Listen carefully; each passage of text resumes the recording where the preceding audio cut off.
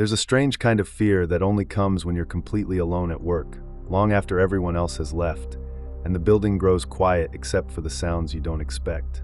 It's the sudden noises that shouldn't be there, the feeling of eyes watching you from empty hallways, and the shadows that don't stay still.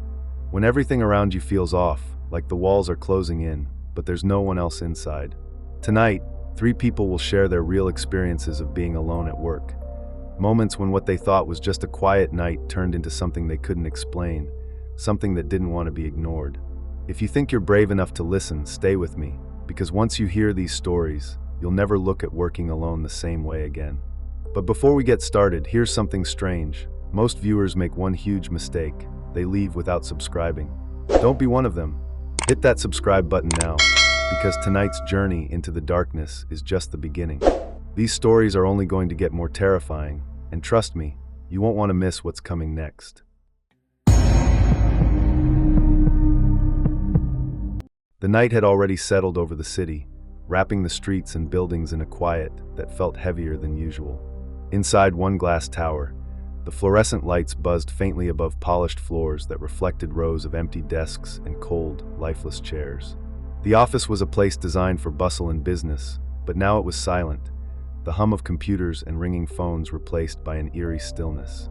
Mark was the night shift security guard for this building, a man used to solitude, to walking these corridors when everyone else had long gone home.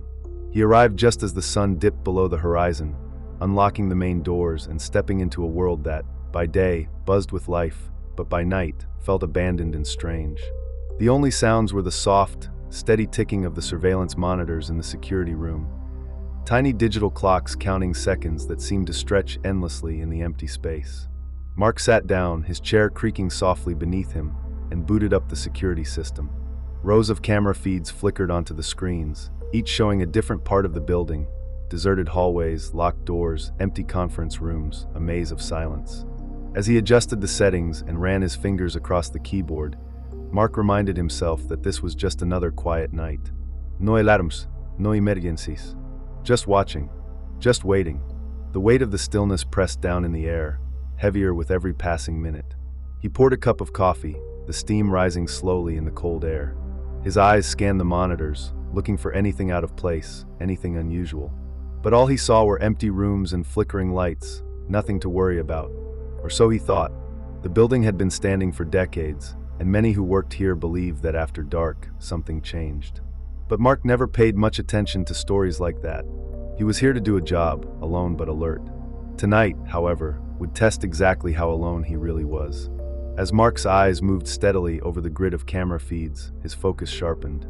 Each screen was a window into a different part of the building, a different piece of this quiet, vacant puzzle. Most showed nothing but empty halls and lifeless rooms, but then, on one screen, a flicker caught his attention. It was subtle, almost easy to miss, a shadow moving just beyond the edge of a long corridor. It was there for a brief moment, barely visible, as if someone had slipped out of sight before the camera could fully catch them. Mark leaned forward, squinting. "Must be a glitch," he muttered, tapping the screen and refreshing the feed. But the shadow didn't reappear. Still, an unsettling feeling crept over him. The air in the security room seemed to thicken. Then, faintly, from somewhere deep inside the building, he heard it, soft footsteps. They echoed down the hallway, just beyond the camera's view. Slow, deliberate, and steady. Not the quick scurry of a rat or the creak of a settling building, but footsteps, slow and heavy. Mark's heart rate quickened. He sat still, straining to listen, but the footsteps stopped as suddenly as they began. He glanced at the hallway camera again. The lights overhead flickered, once, twice, then stuttered irregularly, plunging the corridor into brief darkness before the glow returned. The flickering lights cast strange shadows that seemed to dance and stretch down the empty hall, twisting in ways that made his skin crawl. At that moment, his radio crackled to life. Not a call or a word, but a low static whisper, almost like a voice speaking just beyond understanding.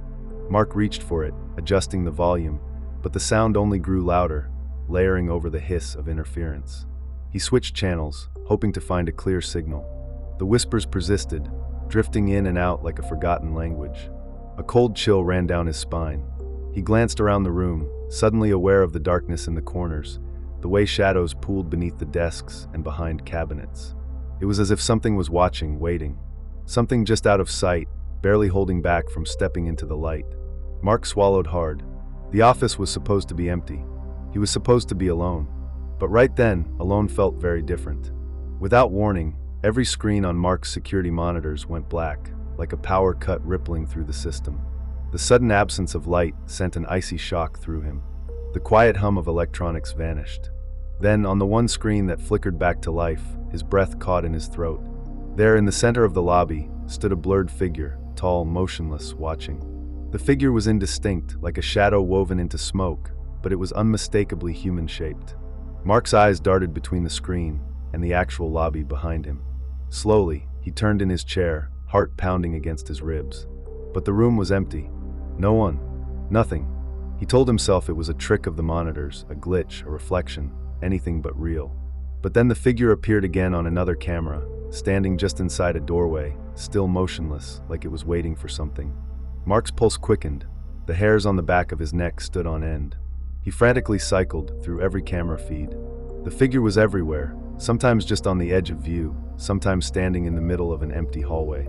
And then slowly, one by one, the images flickered out, the figure vanishing from each camera as though it was melting away. Mark's breathing grew shallow.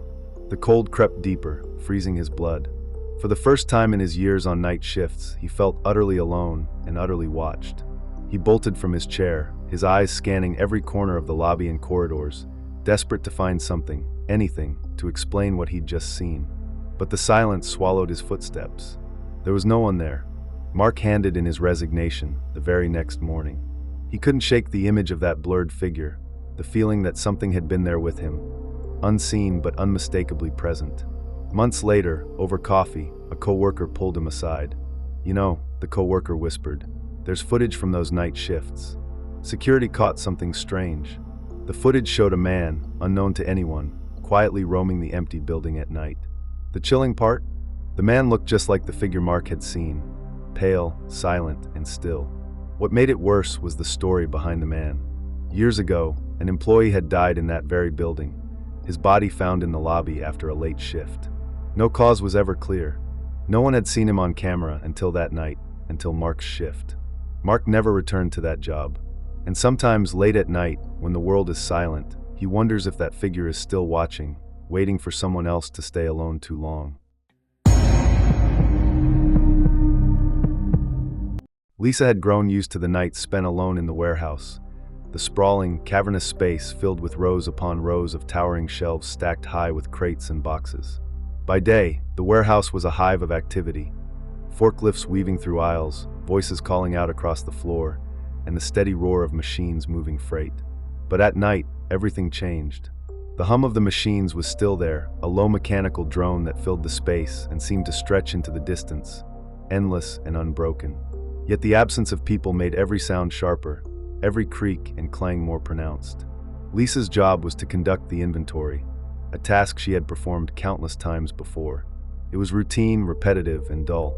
She moved slowly down each aisle, scanning barcodes, marking lists, and checking boxes.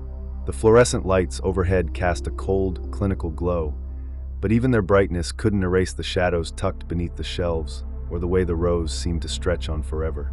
As she worked, she tried to focus on the task, to keep her mind busy and avoid thinking about how alone she really was in that massive building.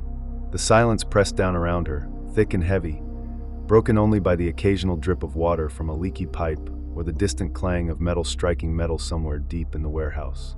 But there was something about the night shift that felt different, something unseen resting just beyond the edges of her vision. The stillness wasn't just empty, it felt alive, as if the space itself was holding its breath, waiting. Lisa had heard the stories. Rumors passed between workers about strange noises, whispered voices, and unexplained movements after hours. She'd never believed them, chalking them up to tired minds playing tricks. But as she scanned the next crate and glanced up at the darkened aisles ahead, she couldn't shake the feeling that tonight might be different. As Lisa moved through the endless aisles, her eyes scanning the labels and tallying the inventory, a strange sensation began to creep over her, the feeling that she wasn't as alone as she thought. At first, it was nothing more than a faint murmur, like the distant rustle of voices just beyond the edge of hearing. She paused, straining her ears in the heavy silence, but the sounds faded away. Then again, the whispers returned, soft, indistinct, almost like words spoken in another language or voices trapped behind a thin veil. Lisa's heart quickened, and she spun around, her eyes searching the shadowy space behind her. But there was nothing there, only the long, shifting shadows cast by the flickering overhead lights. The fluorescent bulbs overhead struggled against time, flickering erratically, sending sharp, broken beams cutting through the darkness. The shadows seemed to dance, twisting, stretching just beyond reach, as if the very air in the warehouse was alive with movement. A sudden chill swept through the aisle. Lisa's breath suddenly became visible in the cold air, a small mist hanging, fragile and fleeting. The temperature had dropped without warning, the warmth she'd felt moments ago replaced by a biting cold that gnawed at her skin. She wrapped her arms tightly around herself, glancing uneasily down the dark aisles stretching out ahead. Then came the subtle movements. A crate shifted slightly, the sound soft but unmistakable against the quiet. Lisa froze, staring at the box as it creaked and nudged, as if pushed by an unseen hand. A few steps away, a loose cardboard box toppled over, spilling its contents across the concrete floor. Her pulse thundered in her ears as she looked over her shoulder once more. The warehouse, vast and silent, held its breath. Something was here with her. Not visible, but close enough to touch, watching, waiting. Lisa's fingers tightened around her scanner, her eyes wide as the whispers began again, soft, urgent, just beyond understanding. Lisa's breath caught when, amid the soft whispers and shifting shadows, she suddenly heard it. Her name, spoken clearly and deliberately just behind her. The sound was low, almost a hiss, but unmistakable. Lisa. She whipped around, heart hammering in her chest, eyes searching the dim aisles for any sign of movement, any hint of a presence. But the space remained stubbornly empty, cold and still except for the faint hum of the overhead lights struggling to stay lit. Then, without warning, the lights died completely. The buzzing overhead bulbs flickered once, twice, and then vanished, plunging her into a darkness so complete it felt like the air itself had thickened.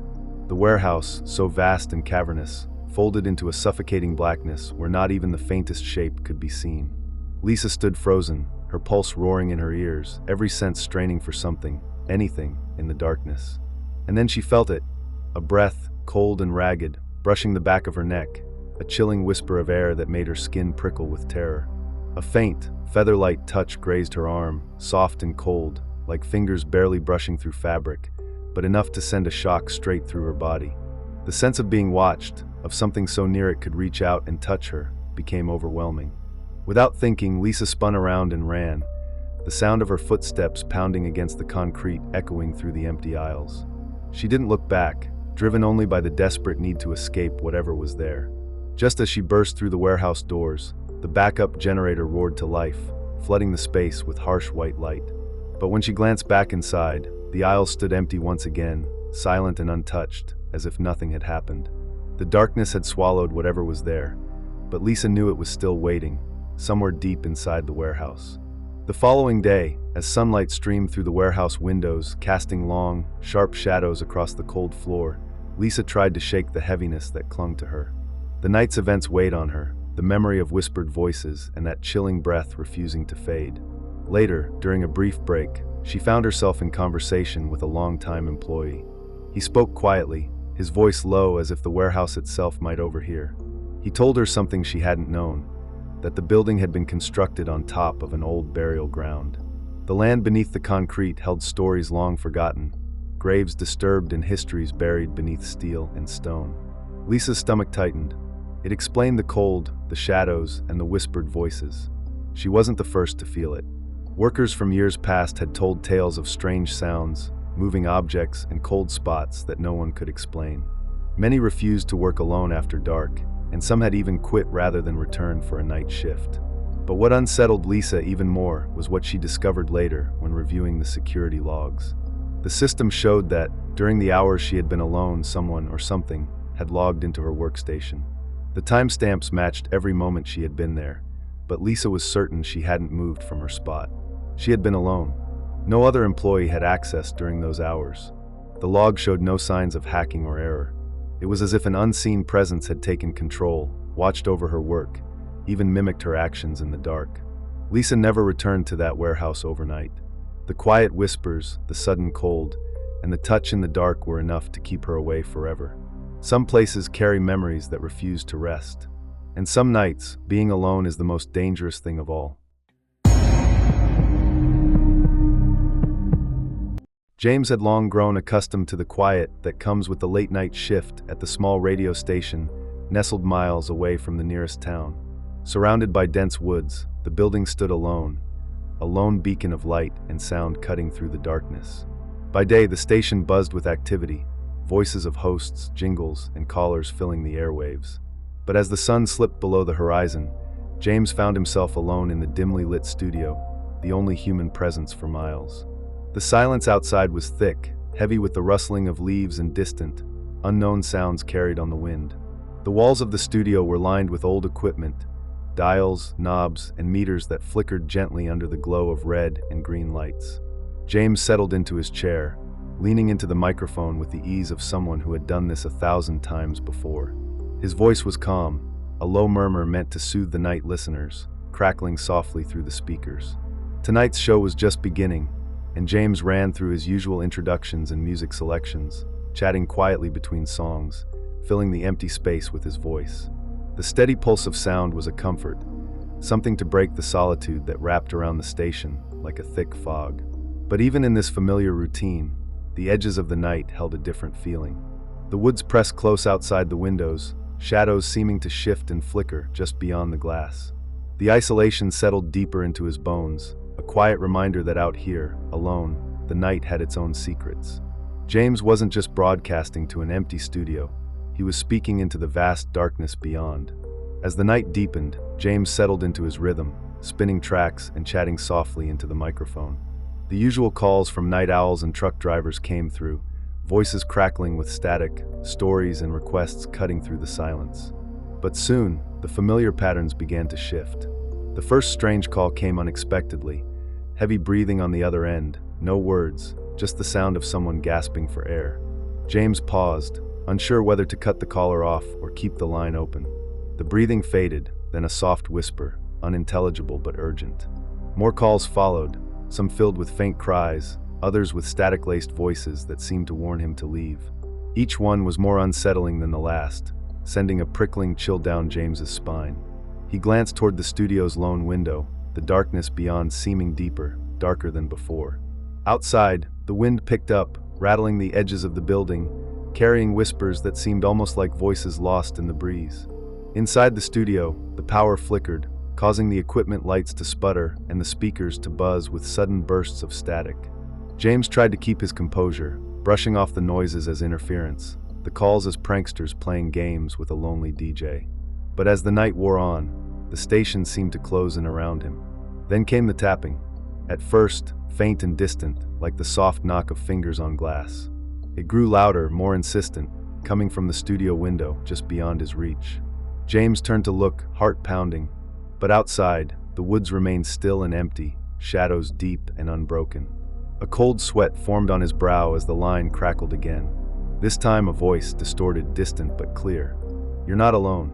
James's grip tightened on the microphone. Something was here with him. Something waiting. The studio door suddenly slammed shut behind James with a deafening bang that echoed through the small room. His heart leapt into his throat as the lights flickered wildly, casting long, twitching shadows across the walls.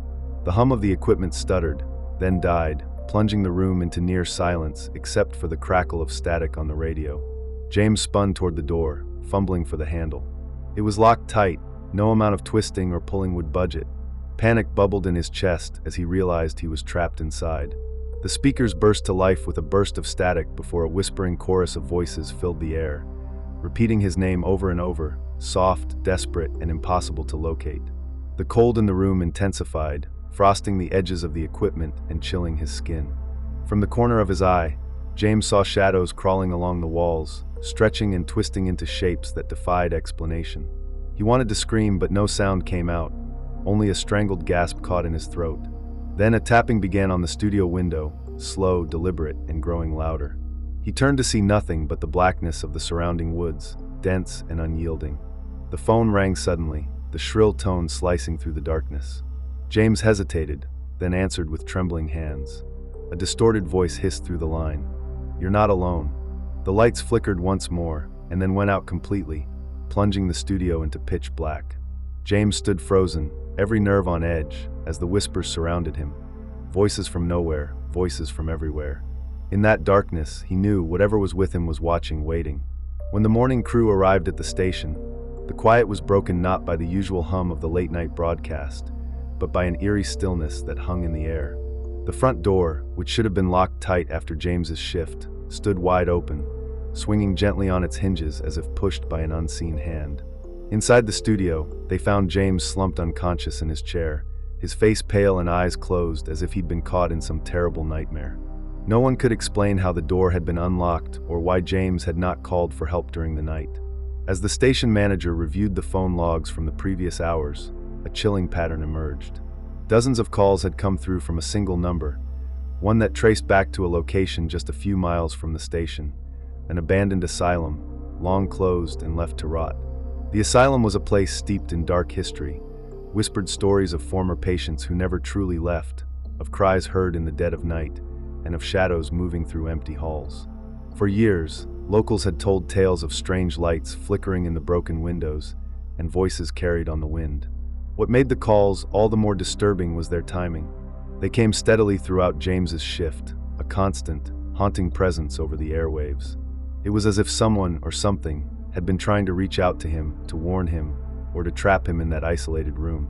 James never returned to work the late shift again. The experience left him changed, haunted by memories he rarely spoke of. Some nights, when the wind blows just right, you can still hear a faint voice on the radio. A warning, a whisper, a reminder that in the dark, you are never truly alone. These stories reveal just how strange and unpredictable it can be to find yourself alone at work. When the silence isn't just silence, but something else entirely. When the ordinary turns into something you can't explain, and the shadows around you seem to move with a life of their own. So tell me, what would you do if you were left alone in a place like this? Would you stay and face whatever waits in the dark, or would you run the moment the lights flicker?